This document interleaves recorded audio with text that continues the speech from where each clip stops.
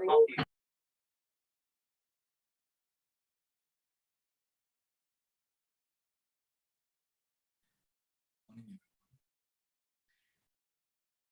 us come into a comfortable posture to start our meditation practice.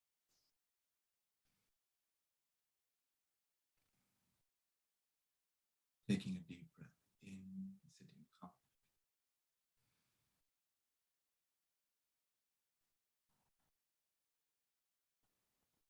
Letting go of the breath gently. Allowing yourself to put aside the future and the past. Just simply come into the present. Observing the posture of the body, being aware of how the body is disposed. As you take another deep breath in,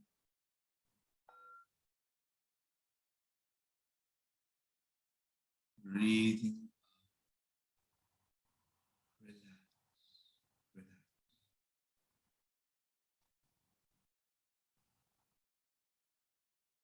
For this hour of meditation, let us put aside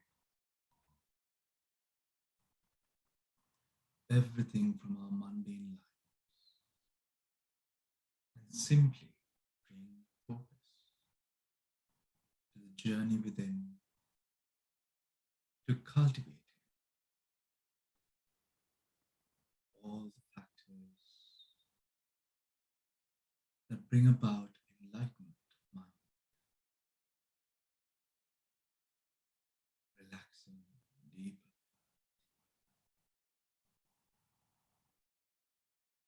Taking another deep breath in,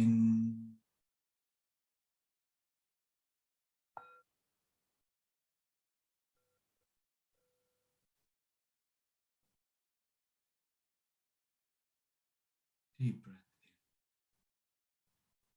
holding on to the breath for a moment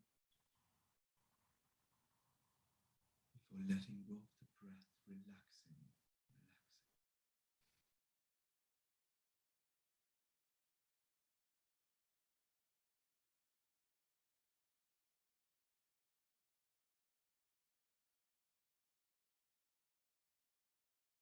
Allow your posture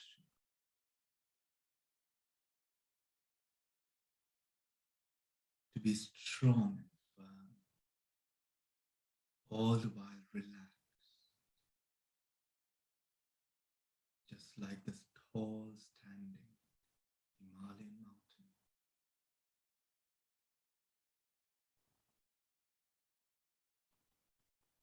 As you endeavor upon this noble practice,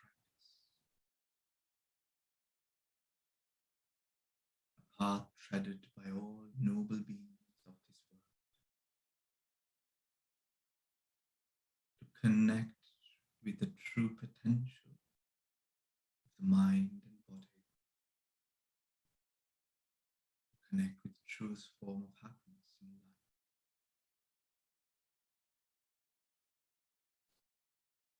Gently guiding your attention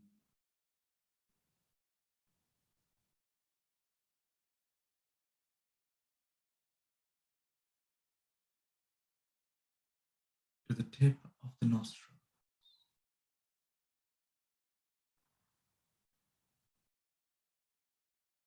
to observe the in-breath and out-breath without judgment, without control, but simply observing the nature of this body. To breathe,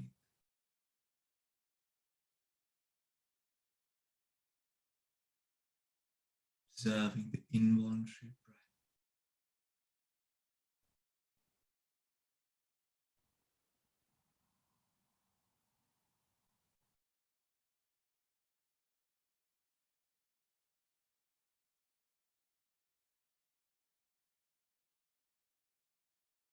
observe, observe,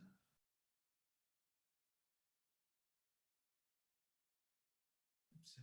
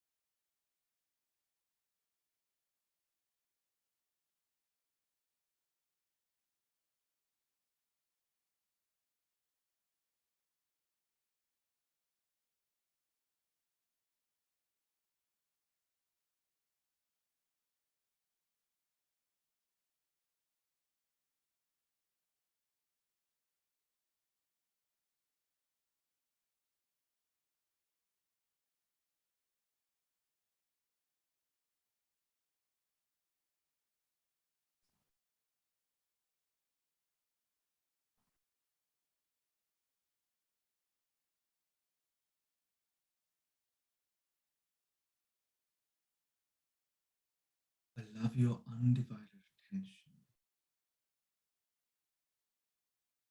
to be upon the observation of the breath.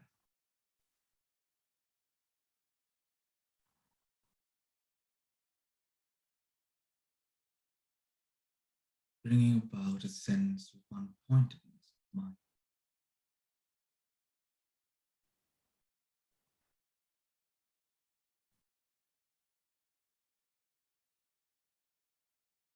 And you will find that the dependence upon the comfort levels of the body will reduce.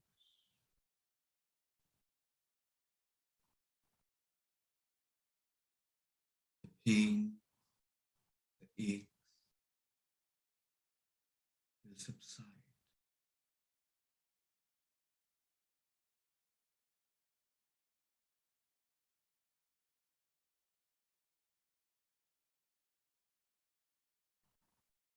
Simply focus upon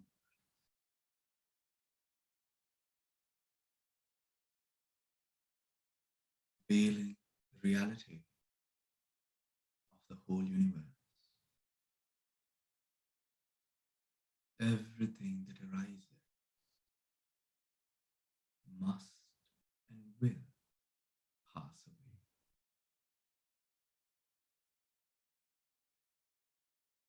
So why cling? So why be attached? Simply observe. Simply observe.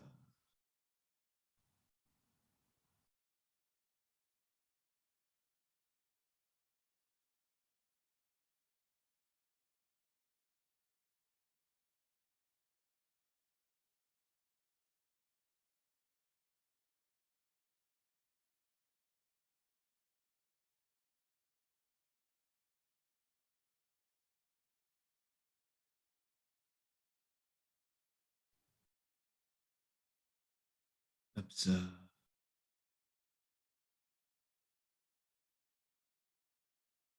Observe.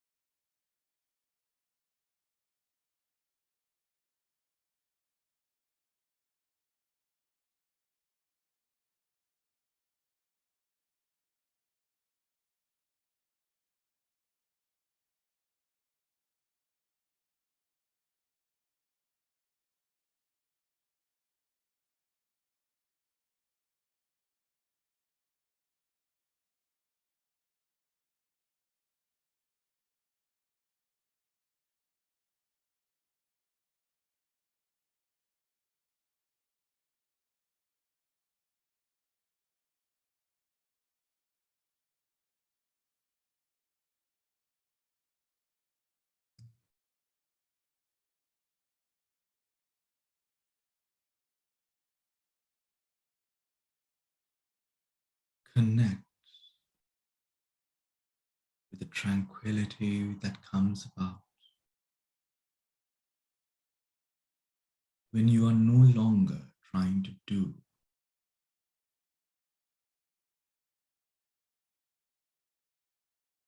but moreover, being with the breath without the attachment, without the gross clinging,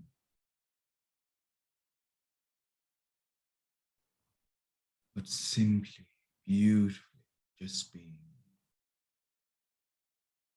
right here, right now.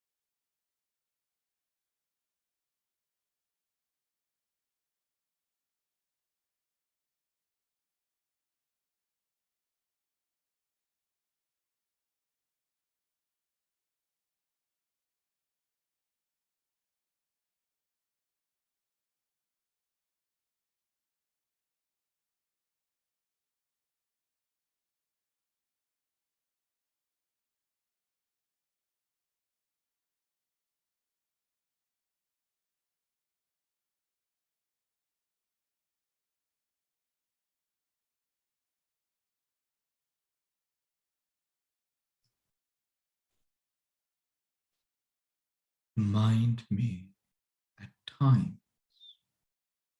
wander beyond the object of meditation, wander into the past, the future, into our wishes and intuitions, our dreams, into the internal dialogue. This is the nature of the mind. This too will pass. Try gently then guiding the mind back to the object at hand. Using the breath as an anchor. You could also take a deep breath in to relax and simply guide your attention back to where it should be, the nostrils. Observe, observe.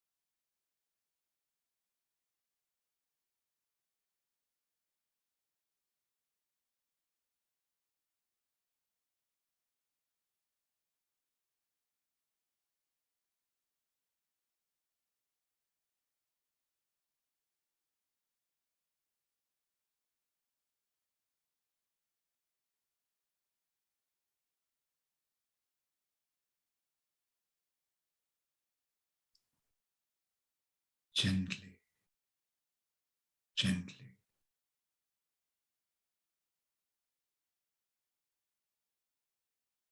Observe. Observe the breath as it becomes a cause for the rest of the effects all across the body. Observing the body of the breath within the body itself. Being aware of your posture. Observe, observe.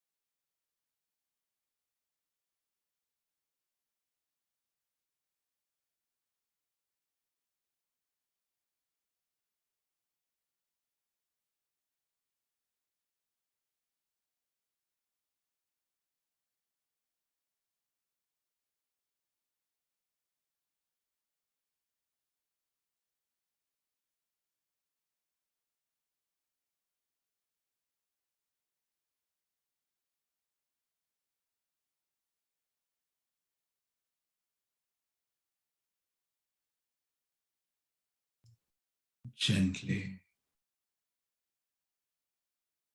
taking a deep breath in, breathing out, relaxing yourself, mind and body. Taking another deep breath in, relax, relax.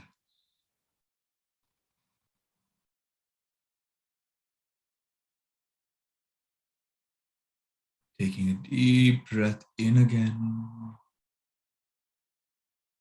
breathing out, becoming aware of your surroundings,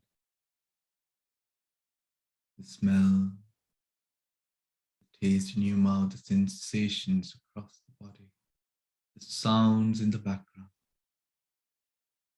And when you are ready,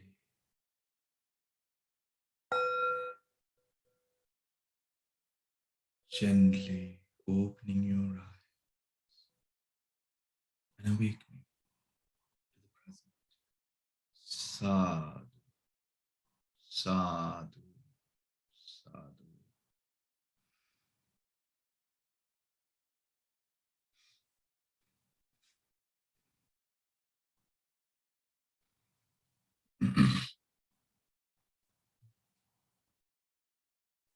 All right, everyone. So today or the topic for discussion is the fourth knowledge of insight, Vipassana Ñāna. We have gone through the third, Sammasana Ñāna, or the knowledge of mastery. The Paccaya Pariggaha Ñāna, the knowledge of conditionality between the mind and the body, cause and effect. And the first Ñāna, which is Namarupa Paricheda Ñāna, the knowledge of the distinction between mind and body. And today we are going into Udayabhaya Ñāna.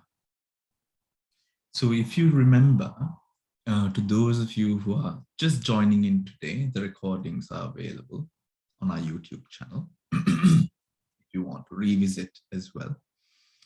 And you will find on the recordings that I have put timestamps in it so that you could skip ahead of the meditation and go directly into the talks as well.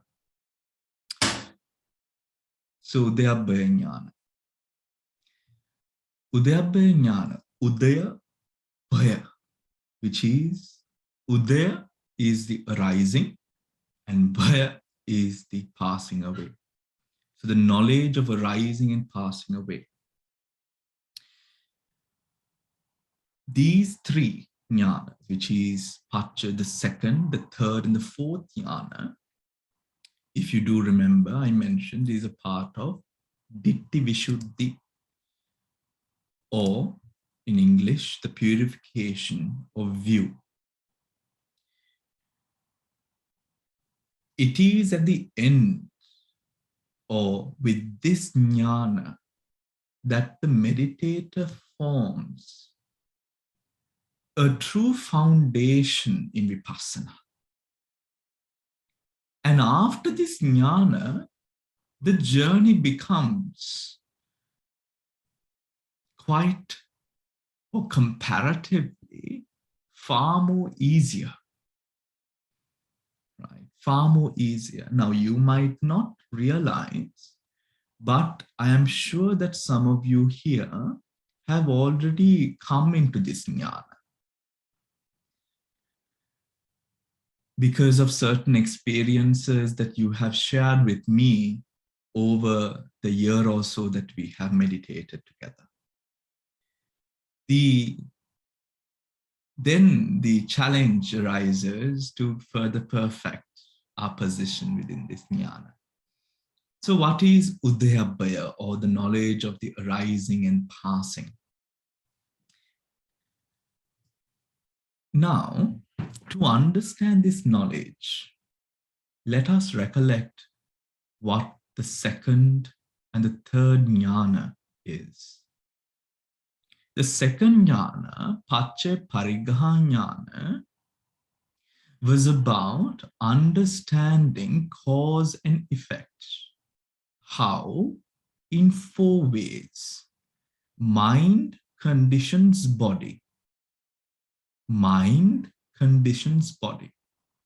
An example or a meditative example that we could take is when we experience pain during our meditation, and then the mind having experienced this pain, the mind takes the pain as the object. Now we find that the pain increases, right? Rather than letting go of the pain, the mind takes pain as object. Or a more clear example would be, the mind is restless. Being restless, the mind takes different sensations that arises during our meditation as object and proliferates the sensations, making it grosser, bigger, more difficult to let go of. Mind conditions body. Mind conditions body. Another example, the mind is feeling lazy and sluggish. What happens? Let's say we are practicing anapana. We start slouching, blocking the wind passage. And with that, we can't see the breath, right? Mind conditions the body. Then we have the second one is then body conditions the mind. Body conditions the mind. Here, the sensation arises and the mind bases itself completely on the sensation, right? That's why I took a different example from the first one. The body, there is an object now, or let's say a sound appears, and now that makes a mind now adopt a different pattern of thought. Body conditions mind. Mind conditions mind. Distracting thoughts are taken by the mind, thoughts pertaining to the past or the future or imbalance within the present is taken as object. Now that conditions the mind, and body conditions the body, right? You move, for example, let us say you move the body to become more comfortable. And with it, what happens is now you want to move the other parts of the body as well, right? First, it began with a small sort of change of your arms, or where your arms are positioned, hands are positioned. And now you want to change the posture. Body conditions the body in these 4 ways, right? Understanding these 4 conditions. Do you understand? Is it clear, everyone? Right? That is what Paccaya Pariggaha Ñāna, or the knowledge of conditionality in a nutshell, entails.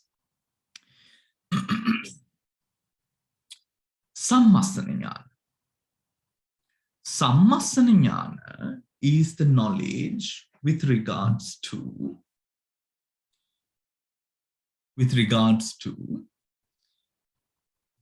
when the meditator continues within the practice, we see that mental images and physical pains fade. His attention becomes sharper and more subtle. And he now sees clearly the beginning, the middle, and the end of experience he is examining. The beginning, the middle, and the end.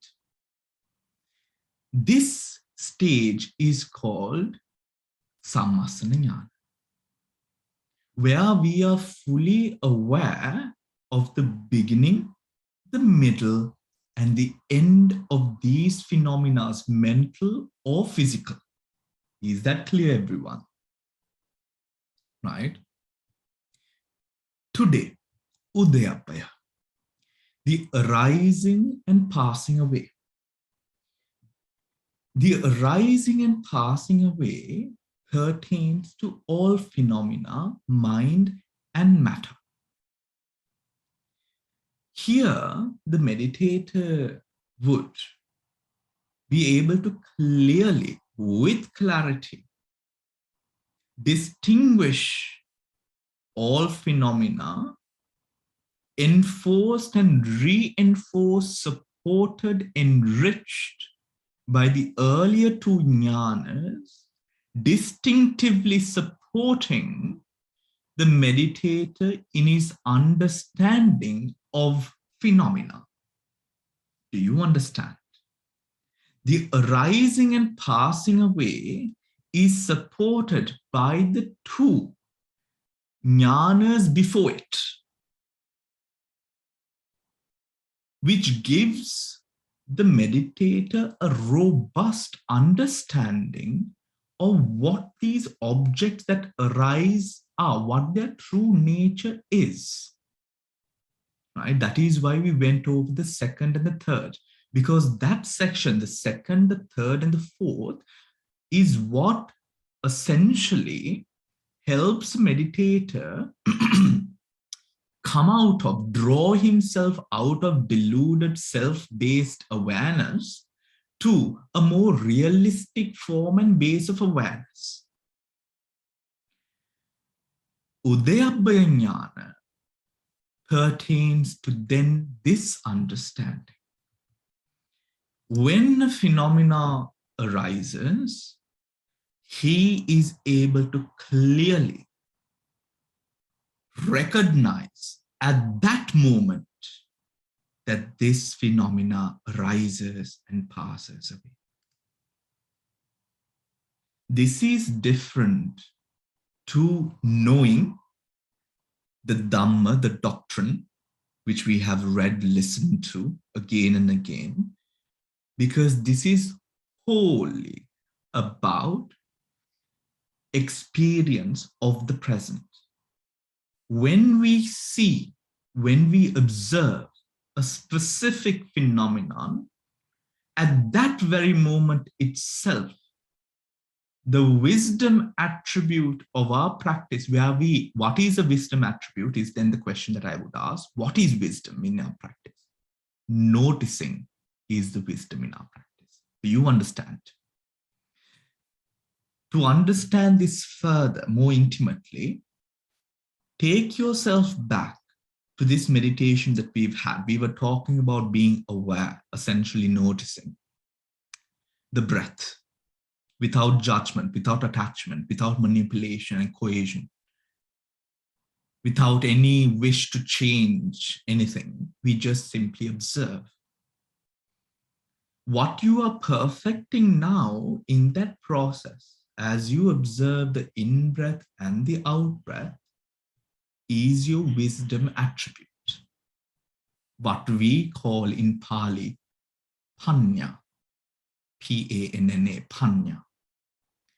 This is, so what is then Panya in meditation? It is simply the act of noticing. This is the tool that we continue to cultivate. So when you are noticing, as you are noticing, when a phenomena arises, a sensation, a mental thought, a perception, anything of the five khandhas, the aggregates. What are the five aggregates? Rupa, materiality, Rupa Vedana, sensations, perception, sanya, mental concomitants, chetasikas, and then consciousness itself. Consciousness. With regards to these five, when they arise, you realize Udaya, arising and passing away. Do you understand? Right? Truly, this is the moment where you now start yielding the Dhamma as a tool of your own, not of another person, Before this, when we sort of try to sort of come over or get over certain, let us take an example of, okay, whilst we are meditating, you remember an unfavorable instance or a favorable instance that happened throughout the week, right? Now, knowing that we must come back to the breath, we applied a bit of Dhamma, we've applied a bit of our wisdom, derived wisdom, into this sort of moment to let go of the pleasure or the attachment to pleasure or the attachment to the pain, right? At this moment, you don't apply that. You don't apply it on your own. What happens is the wisdom attribute applies it. Do you understand? Right? How do we know, or how could one understand? How could one understand or get a sense of, okay, I've neared this practice, or I've neared this stage? During this time, a meditator would experience visuals, like a lamp, thunder, right? Speedy thunder, like a thunder-like experience, right? Pleasure, which is piti, right? Where the body starts shivering in a way, but the shiver is not kind of, because of the cold or anything of that sort. The shiver itself comes or brings that sense of pure bliss, right? These sorts of experiences start to arise. With this, the meditator also starts to harbor thoughts such as this: deep sense of gratitude for the teacher, deep sense of gratitude to whoever who has taught you this path of practice. A need to share this practice with friends, with family, with people who you may know. All of these thoughts arise because of that zest, the piti that arises, because you're connecting to that element at that moment. All of these experiences are experiences, should you get caught into it, these are experiences that are damaging to you, right? So Udayabhaya Ñāna, whilst it is a position to enjoy greatly and to be proud of, it can also have devastating effects on the future of your practice.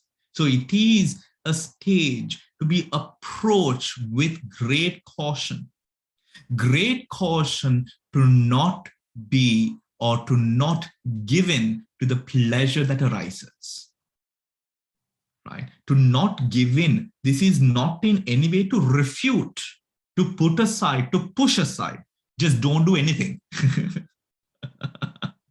Right? Because when we say, okay, approach with caution, we would usually take it in a way, okay, I must dismiss this. No, don't dismiss it. Let it be, right? Don't cling on to it. Neither should you sort of push it aside. Just let it be, right? Know that this pleasure that you are experiencing in your meditation is in its weak stage. And the greatest stage awaits when you go beyond this. So allow that to motivate you, because that is the same thing I told myself, right?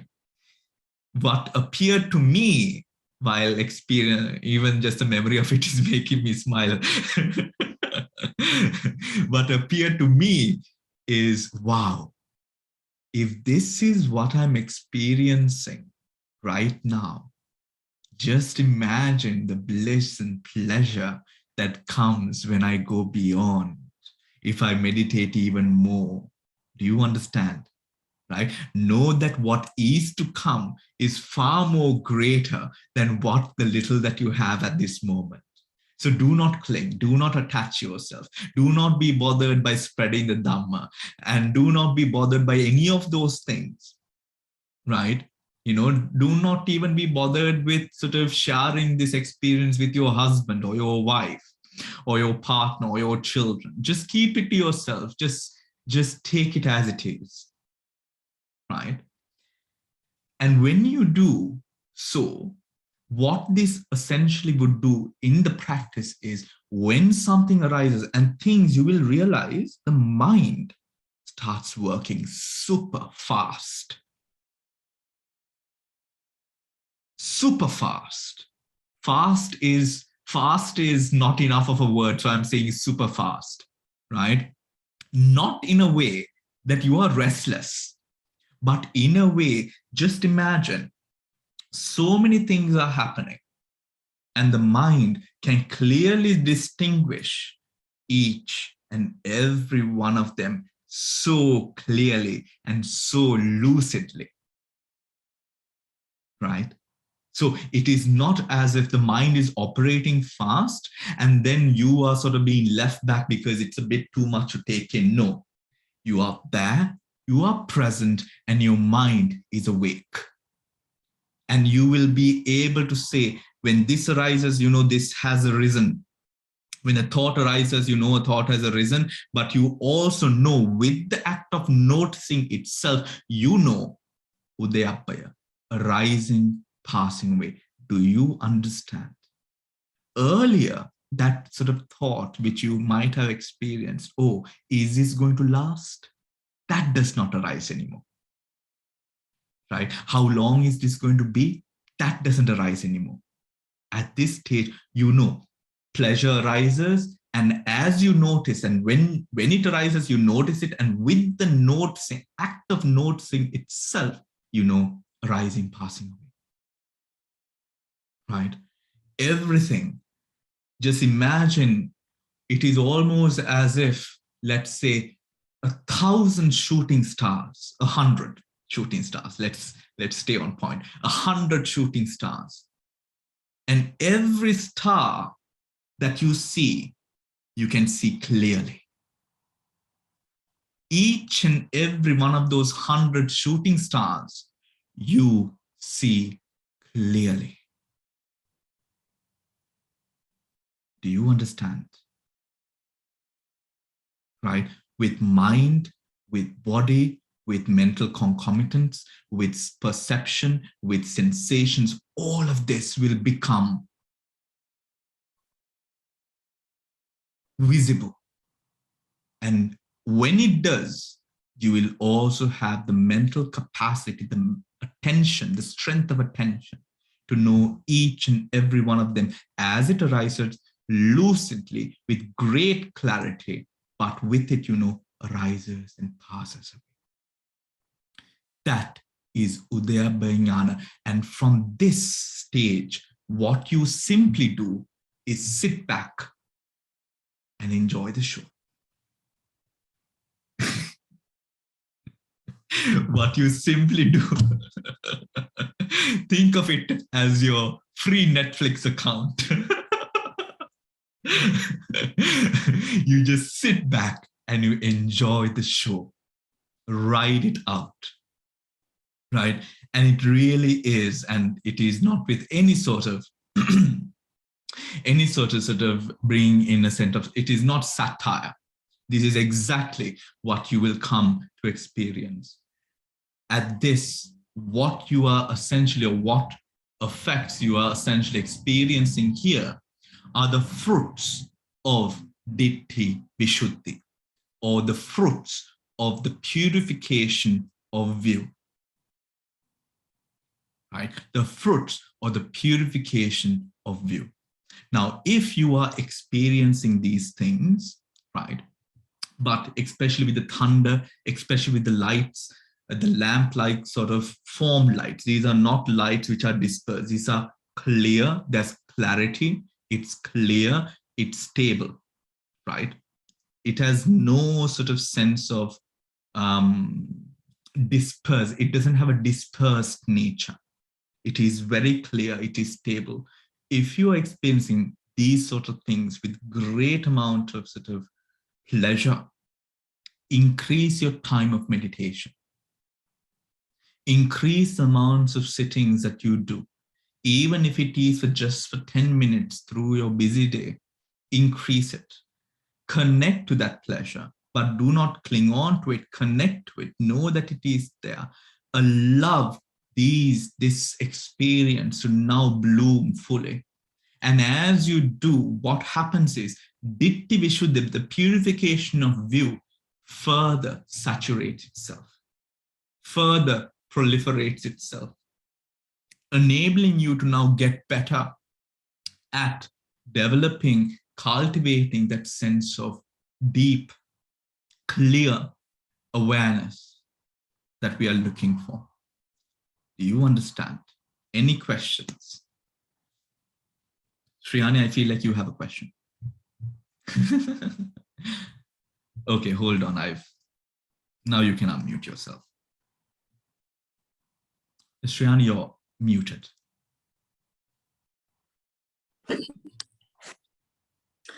Once when you're sitting with the sensation and you're going on sitting with the whole body sensation, you're experiencing it, and then it appears and disappears, and automatically it goes change into something. That's my experience, what happened to me today, to scanning technique. So then it naturally, when it happened naturally, I allowed it to happen rather than fighting back and wanting to go back to sensation technique. Yeah. So my technique automatically moved on to a scanning technique, and then while I was sitting there, I could experience the pain technique. Why is that? Okay. You're letting the mind control you a little bit more than you should. Right? When it comes to, when the Buddha says, for example, yoking, he takes the example of a horse rider or a person who's on a bullock cart. Right? The Buddha takes that example. When the person who is a horse rider, charioteer, or person on a bullock cart with the cows, right?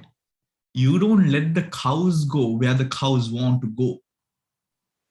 You take whatever, you've sort of what's holding on to the control over the animal, and you yoke it in a way that you get the animal to go where you want it to go, right?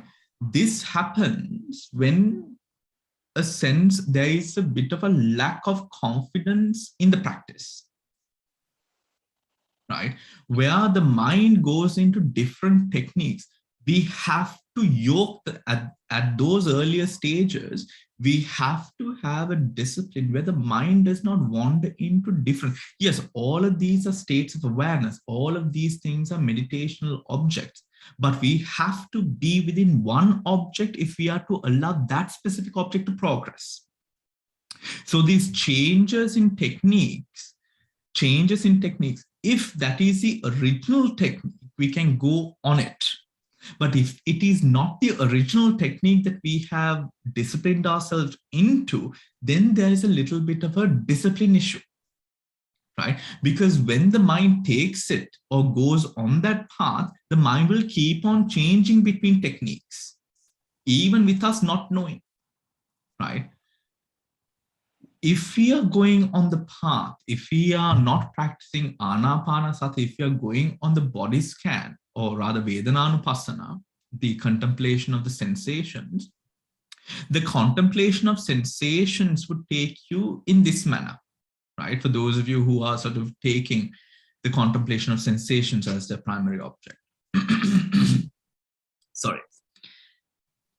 We begin with the gross sensations, go into the more subtle sensations as they are, breaking down of the body disappears, and now the mind begins to develop a more sort of disattached awareness over the physicality.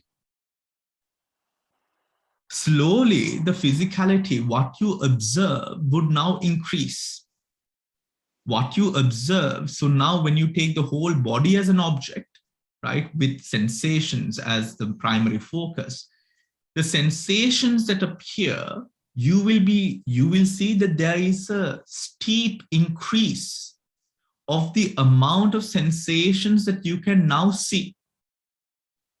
A steep increase, right? The mind first becomes rather unsettled because there are so many things going on. But slowly what happens is that the mind now is able to observe without being taken aback. Then slowly coming into fulfilling the three earlier jnanas, or the sort of the position of Ditti Vishuddhi through the same doorway as we have discussed for Anapanasati, right? At this stage, then, for example, like the example of the 100 stars, in a very similar fashion, the person would experience a plethora of different sensations, fully aware, distinct, clear, lucid, arising and passing away, arising and passing away, giving up on the dependence of control, the dependence over the sensation, because you come into this realization, there is nothing to cling to.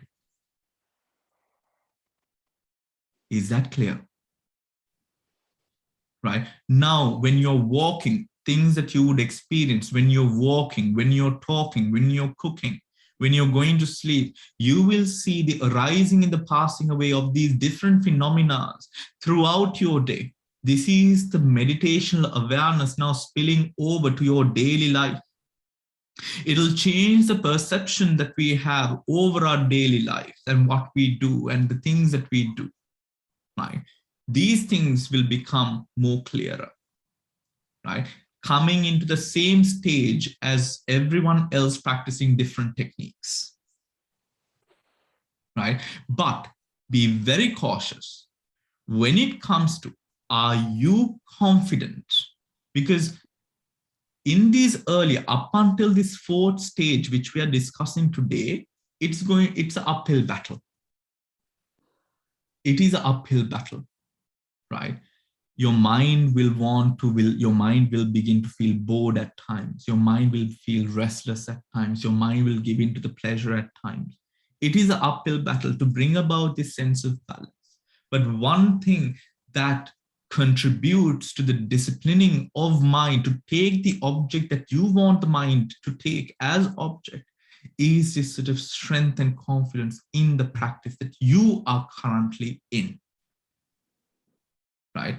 If we are wavering, if we have a sense of wavering in our minds, oh, will this work? Maybe I could try this, maybe all of these things you have to discuss with whoever the teacher is and then make a decision, because we do not want to give in to that wavering and then change our technique too early in the process. Right? Because then we will keep on changing. Right? That sense of discipline is very important, very important.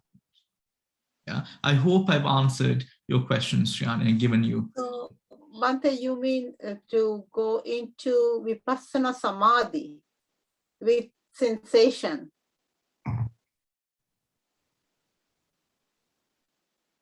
No, what I mean is. So, where do you see the stars then? It is okay. It is Samadhi state only you get into that kind of experience, isn't it? No, I did not say that you are going to see stars. I took that as an example of the different manifestations of the Khanda. Yeah. I mean, I do understand what you meant. Yes, it's an yes. So even with the Anapanasati, even with the body meditations, you will see the same thing. You will experience. Yeah. Okay. Yeah. You will experience the same thing. right? Because now Yeah. we are, Procedure is the same. yes, Procedure is the same. the doorways are different. Remember, Mm. the Satipatthana are the foundations of mindfulness, the 4 foundations of mindfulness. Think of it as a large hall with one exit door. The entrance to the hall has 4 doors, which is the 4 foundations of mindfulness. When we go through that doorway, depending on which door we choose to take, that experience initially would be different, meaning the meditation object would be different. But as we enter the main hall, the experience of the main hall is the same, right? The experience of the main hall is the same, and we have only one exit, which is enlightenment, and that enlightenment is also the same. Yeah. Yeah. Thank That you, Bhante. enlightenment is also the same. Yeah. Dil.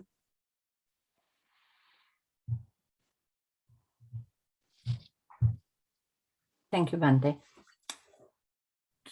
Bhante, the experience that I have is that when I keep practicing, that I go through the stages fairly quickly now, and then I come to this sense of piti, and it's difficult to describe, but it's the most extreme happiness without you doing anything, like feeling a nice thing or do anything, and you get it. You can see the rising and the path, and it comes in waves. It comes in waves and waves and waves, and you can see it rising and it passing. But the thing is, initially, say about maybe before I started with you, Bhante, doing this regular thing, it's so extreme that I get jerked off. You know, it just throws you off balance, and then you're back to normal, and you see that then where did that come and where did that go? But and it's obvious to everybody in the room as well, right? So like my husband, my daughter, everybody sees. So when I'm in group meditation, I'm aware of this, and therefore I don't make it obvious to people. So I somehow stop then, so it stops there. But now that we are meditating much more regularly and away from this group retreat sessions where everybody is out there, I just let it be. And also somebody else told me, I think it was Sunama, she said, you're lucky you get there so quickly, and just wait there and don't do anything. So now I have that opportunity. And Bhante, what happens is, I mean, very recently, right? Because we're just allowing it to be, and even if somebody said they just don't bother about it because I'm not an outsider. So this is so extreme. Never experienced it so much, even in my married life, right? It's so extreme, and you wait in this. But then it becomes so much, right? It becomes so much, right? Because marital bliss is something that comes and goes, but this is different. And even that you can't wait, right? And then you just, and it happened to me very recently. I just had to scream and scream. I couldn't wait, Bhante, right? And I thought, what is this, right? It was not stopping, Bhante. And so then finally I screamed, and then actually I got up and moved away because I couldn't bear it any longer, Bhante, right? But also there are other things that happen. So, I mean, it comes very easy, and it's a wonderful thing. It's a wonderful thing because whatever, but when I start the meditation, I always see that whenever I start any meditation, I always bring gratitude and a little bit. So, I mean, there are days when I get phone calls in the morning and I come and sit down here, and there are 100 things that are going on if it's on weekend. But I always watch my mind, do that first part for much longer, watching the things called, and smiling, there's another thought. So that you must start having that calmness of either pure love or gratitude. I bring gratitude very often because I have lots of things to be grateful for. And then this is very easy. So now what my thing is, so I mean, this last stage was such that was so extreme, it was so very, very long. And at the end of it, I just moved away and waited, and I came back again and then enjoyed a little more. But what I wanted to ask you is, there are other things that happen, and I want to ask you, Bhante, what do you do about it? For example, that feeling of pure joy you take with you for whatever you do. So you are actually going to do your day-to-day work in a state of mind that is in a much more elevated sense of happiness. And what happens is that your mind doesn't, the intuition comes into everything in daily life, and that becomes a real problem. Because when somebody is speaking to you about any problem or something, very quickly you see the answer. Very quickly you see, you see it. And what happens is, you think you're doing a favor and you explain to a person, this is what it, and sometimes people really want, and we come and tell you what it is. So, but sometimes what happens is, people don't like, because people like to come to their own things or be it where they are. So I find, what do you do when you're so aware of things? You can see things, you can see why things are happening. So when somebody tells a story from Dhammic terms, you can advance, yeah, this is what happened, this is what happened. And if you do this, and because we are now being introduced to tools by everybody. I mean, the other day Amaro gave a talk yesterday to about 300 people from all over the world. And it was about this, he took it about desire. So basically it was about the Dipada and explaining. So you can, like, everything you see like that. Everything you see with the Vimamsa. Everything you see like that. And while it is very nice for you, it isn't very nice for the people whom you're with, because you have seen so many stages and you can find out. So I know you mentioned when you were explaining to Sriyani that, you mustn't share and you mustn't do, and you must just keep it in oneself. And I'm beginning to realize that actually, even when you can see something, you must just keep it to yourself, because other people might, one thing, they might think that you're trying to show off. Other thing is that people don't like to be told that, there is that you can do this. If a person comes and asks you, yes. So I think that from what I've realized now, the less you say, it's better. And unless you're asked, don't go to say anything. I feel that, I don't know whether I'm right. I just want your advice. Well, okay. With regards to the meditation practice, with regards to the hindrances to the Vipassana practice specifically, the reason that we, or specifically in the guidance, we mentioned not to sort of share, it is because it is not about people. It is about our own hindrances, and how our hindrances could now use the development or whatever stages of insight we have experienced to turn it around into an egocentric trait, right? That is why we sort of say, do not sort of be sort of, don't try to sort of share what you are trying to go through, what you are currently going through with other people, because it can easily turn into a hindrance there, right? And especially when it comes to people, people can't understand. For example, if we try to explain what spiritual bliss we experience during these moments of Vipassana Piti or Vipassana happiness that we go through, people will simply not understand if they do not meditate, right? So then when they don't meditate, now you will have the urge to tell them to meditate, right? Start feeling as if you are their teacher or that you are their guide. All of these things are hindrances. Thank you. Right? All of these things are hindrances, which is actually, found within the 10 odd hindrances of Vipassana that we have discussed in the earlier session, right? That is why, so it is not because of anything that is selfish. It is simply because our minds are so rooted in conceit that it can turn absolutely anything to conceit, to proliferate conceit, right? And that is a simple reason why at this very stage we would say, do not be, do not sort of try to give him to the whims and the fancies of the mind to now want to share this, right, with other people and try to make other people understand about the graciousness of the path and the meditation and the mindfulness and all of that, right? Because that right now, what you should be simply focusing upon is your health, just imagine you start, having lived an unhealthy life, you start sort of, let's say, alcoholism, right? Alcoholism. And you've had a very unhealthy relationship with alcohol.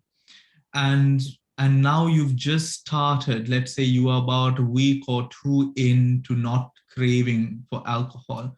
And then you think, oh, I've overcome it. I've overcome my addiction, but it's only been 2 weeks, maybe a month. And then you start, you think, okay, let me try to share this with other people now.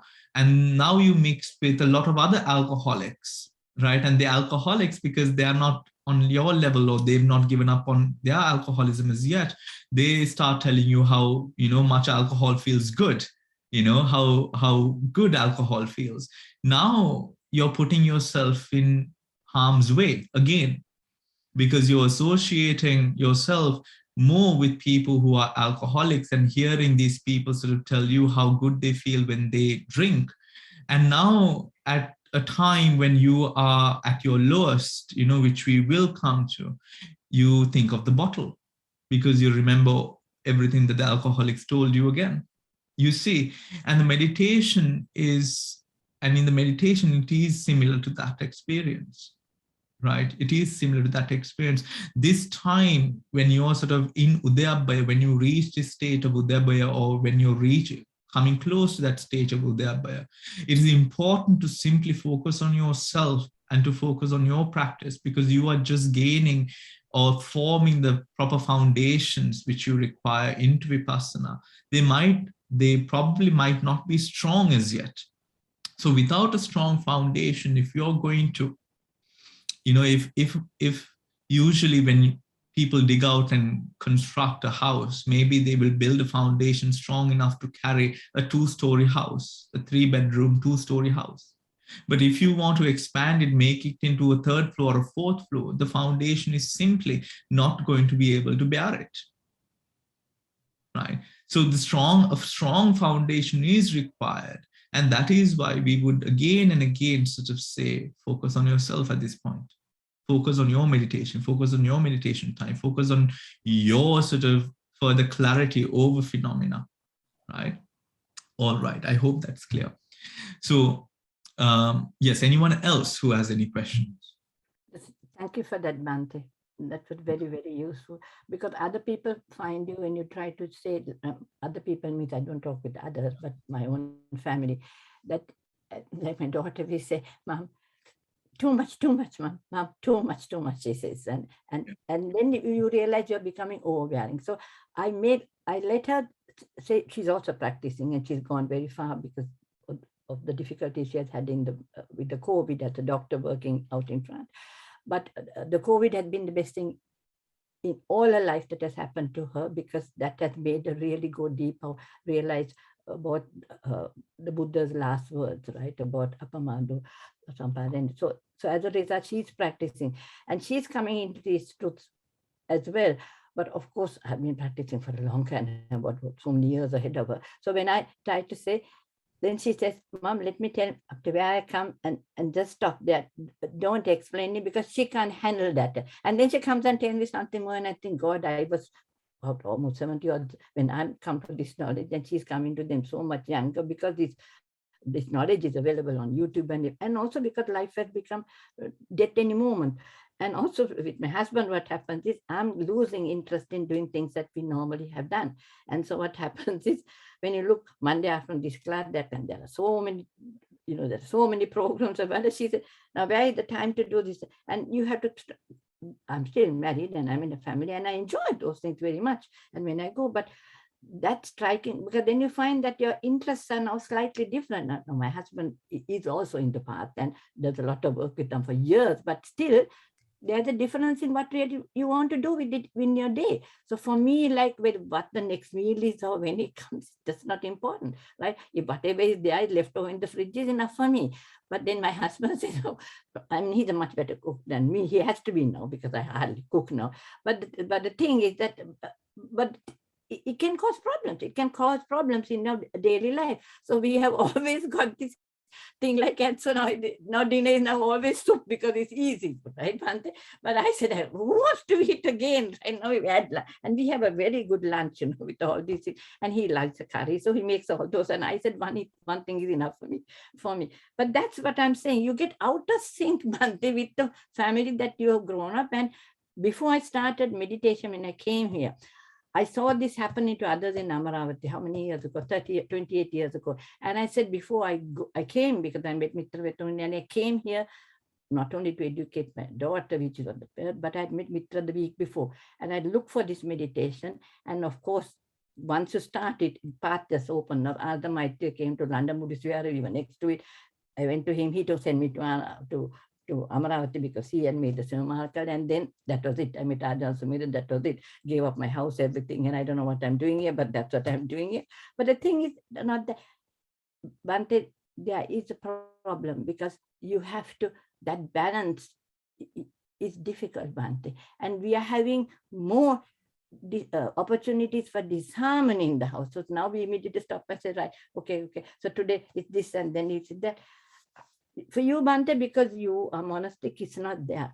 But it's different with my daughter now. Fortunately, she moved away from the house because I think it would have been very difficult otherwise. But we still have a lot of contact, and most of our conversation is only on Dhamma. But with my husband, I live so. I find it you have to have a lot of patience, a lot of understanding. And as you say, your practice is for yourself. Yeah. That's why I find your advice very, very useful. Something that we would then sort of say, for example, if it is with regards to this sort of work, meditation, spiritual balance that a person is sort of going through, and we're in that position or in those positions of bliss that we experience, then it is important to, when that imbalance or you see that it's getting difficult to balance, you have to bring yourself back from the bliss to again sort of further perfecting the anapana, right? Because you experience that difficulty of balance when the samadhi is not strong enough. So we bring ourselves back, go back into the anapana, further develop that anapana and allow that to go. If still you're experiencing, come back again, do it again, go back. If still you're experiencing, come back. It brings the mind then to a position where it's because when we live in a world, when we live in a society, it's not only about you, right? Very much. It is not only about you. So what do we then do? Not all of us have the ability of separating ourselves from these things. What do we do? The samadhi must then be stronger. Right? The samadhi must then be stronger. When the samadhi gets stronger, the inclination to have your own way reduces. And you find that you are able to apply this more in your daily life with other people being around you than before. So come back to the anapana, do the perfect the anapana more, the breathing meditation or the body meditation or whatever meditation it was in the beginning, and then go back. It always has to be the meditation that you did in the beginning, which led you to the preeti, not a different technique, mind you. Right? Not a different technique. The same technique, how you got to the preeti, is the technique that you had to come back to. Right? All right. Samantha. Thank you very much, Bhante. Thank you, Bhante. I think you may have just answered the question, because my question was, like, if you choose an object for meditation, like in my case, it's always been the breath, is it okay to use that object each time I meditate? Because sometimes, I understand other teachers, they say like focus, do mind movement or bare awareness. They do different types of meditation to get this understand anicca, impermanent. But each time, like, because I've been using the breath, each time I sit down to meditate, my mind just automatically just bypasses all the other meditation. It just seems to latch on to this breath, and I'm just using the breath as it's just only the breath is my object of my meditation. And it seems like an automatic process. Like each time I sit down, the breath just comes to prominence. Is Yeah. that okay? Or should I venture out and then do other types of meditation? You should not venture out. Oh. If the technique works for you, and if it is through that technique that you have found that you have gone into superior states or more higher states of awareness, you should always, that technique becomes a foundation for the rest of the meditation up until you attain enlightenment. Oh, okay. Up until, and Samantha, and Samantha also, now for me, I am very biased to the Burmese tradition, right? To the Burmese tradition, whether it be the Pahok technique or the Mahasi technique. These techniques, I find myself, for me, there's nothing beyond these two techniques, to be very honest with you.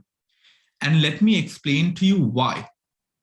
Because with the history of the teachings, we find when the teachings, we had incredible teachings, documented teachings in India. India lost it. From India, the Sri Lanka gained it, right? Sri Lanka lost it. We're not going to go into why we lost it and all of that. You can just read up. We probably already know the invasions and all of these things. Our libraries were burned down and all of these things. We lost the Sangha, all of these things. Doesn't matter. Doesn't matter. Can you give me one moment? There's someone at the door. Yeah, sure. Just give me one.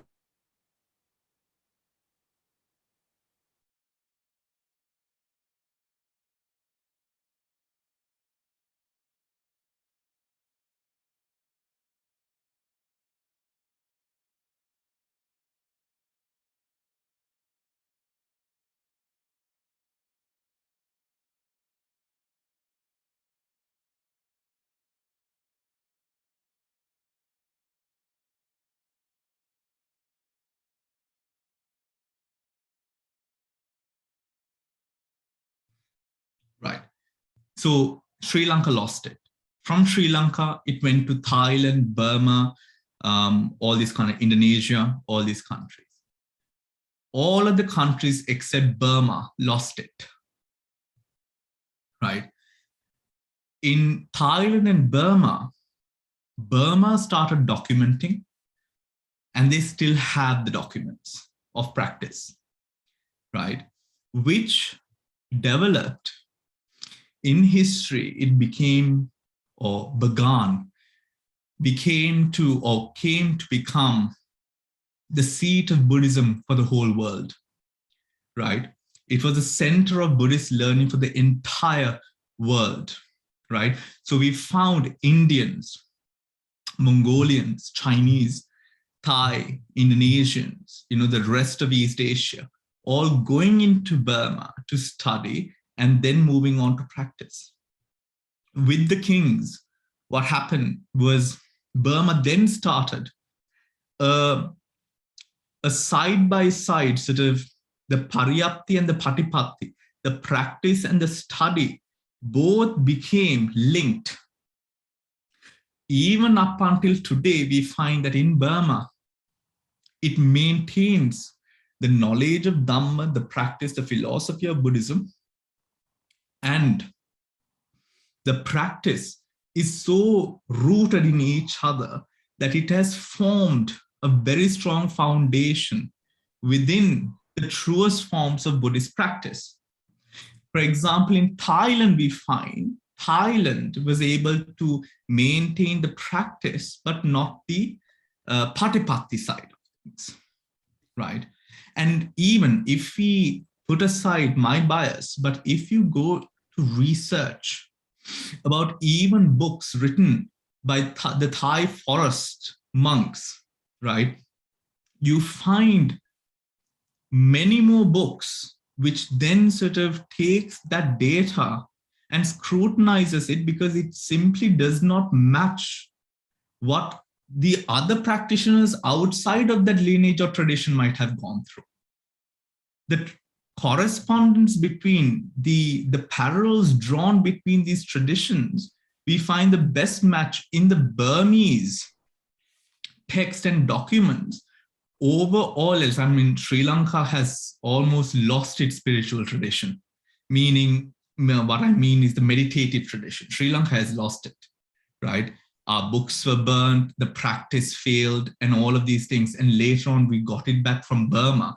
So the base of even the biggest monasteries currently in Sri Lanka, all their practice is based off Burma, right? All their practice is based off Burma. Even, for example, Bangladesh with this, and you might not know, but Bangladesh has some amazing, amazing monks, right? And all of their forest practices are based off Burma, right? Because of that standard which has been maintained, right?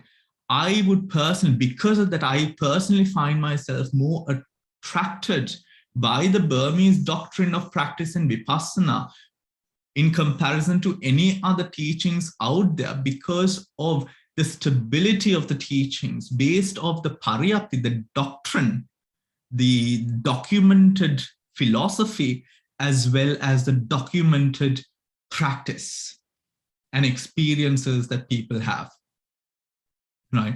Experiences that people have, right? And that is, please do your own research. Please do your own research, and you will find enough data to tell you what I have mentioned to you, right? What I have mentioned to you. So coming back to Samantha's question, you always come back to your original. Even with the jhanas, remember, when we want to go beyond the jhana, we come back to the root jhana. We come back to the root jhana nimitta, the object that we saw with the jhana. In the same way, when we want to progress into the higher states, we always come back to that original sign, right? So if it worked, that is why we do not switch. We do not switch, because the moment that you switch, you lose that momentum, right? It's almost as if starting from step one again, right? That is why we don't switch.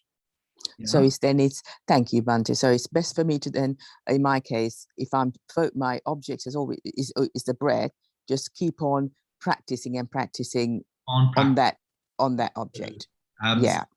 Keep on practicing on that object. And if you find imbalances, straight away come back to that original, right? Come back to the original, right? And in doing so, does the mind automatically, are you like a habit form? Is the mind sort of, are you training the mind eventually? Then it just does its own thing. It's like, you're like a dog, you're training a dog to do something. I feel like you're training the mind in the same way. So the mind knows that when you sit down if someone says you're going to meditate, the mind just goes whoosh, and then it just gets onto the breath, and you just sit there and just watch a movie. Is that? I mean, I feel like, however much sweet and cute that visual looks in my mind, yeah. Fortunately, I have to say no. We do not. Okay. We do not. Start. Insight is about direct awareness. Right? We do not yield in that way, right? We will. So, for example, let's say that you have developed this specific jhanic absorption, right? And when you sit in your anapana, you will go into that jhana, right? Let's say you are currently within the 4th stage of Vipassana or Ñāna. When you sit down and you start with your anapana, you will go into that, right? It'll simply take you to that place, right? As long as you have achieved into that state and you know how to maneuver the mind, as part of your practice to maneuver your mind towards that direction. Is that clear? Lovely. Thank you, Bhante. Thank you. Right. That is all the time that we have for today. We've taken more sort of supposed to finish at 10:30, but okay. The recording will be available. Have a beautiful rest of the day, and I will see most of you tomorrow for the Abhidhamma class. Take care and have a wonderful rest of the day, everyone. Thank you, Bhante. Thank you, Bhante. Thank you.